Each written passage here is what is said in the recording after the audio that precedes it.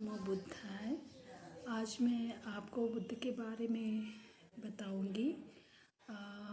जो बात मैं आज आपसे करूंगी वो बातें जो हैं त्रिपिटक भाग 4 में लिखी गई हैं और ये बातें बुद्ध ने कही हैं जब गौतम बुद्ध को आत्मबोधि हुई थी। तो उस समय पहली बार जो उन्होंने कहा था, जो उन्होंने घोषणा की थी, जब उन्होंने पहली बार आंखें खोली तो उनके मन में एक विचार आया।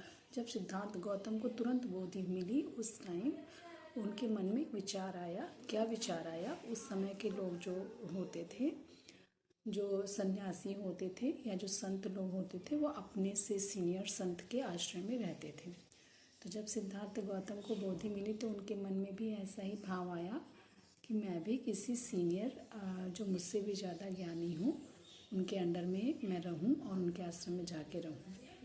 पर जब सिद्धार्थ गौतम ने अपनी बोधि नेत्रों से देखा तो उन्होंने पाया कि पूरे संसार में, पूरे दुनिया में गौतम बुद्ध की तरह कोई भी शील संपन्न नहीं है, कोई भी समाधि संपन्न नहीं है, कोई भी धर्म संपन्न नहीं था।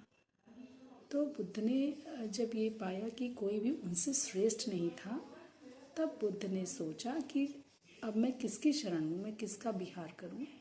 तो बुद्ध ने सोचा कि धर्म जो है वो सबसे बड़ा है और मैं अपने आप में ही धर्म का विहार करूँगा, मैं धर्म की शरण में रहूँगा। तो बुद्ध ने ये निश्चय किया कि मैं धर्म की ही शरण में रहूँगा।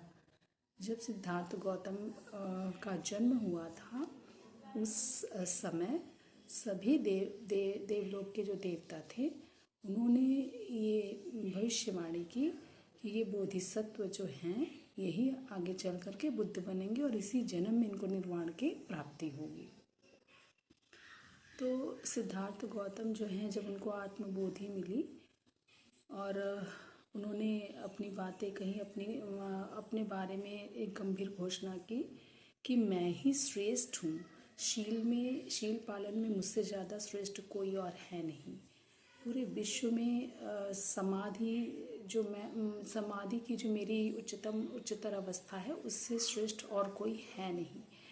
और धर्म, शील, समाधि और प्रज्ञा में भी उनसे श्रेष्ठ और कोई है नहीं। मतलब कहा जाता है कि ज्ञान की जो उच्चतर अवस्था होती है वो जब मिल जाता है तो व्यक्ति अरहंत हो जाता है।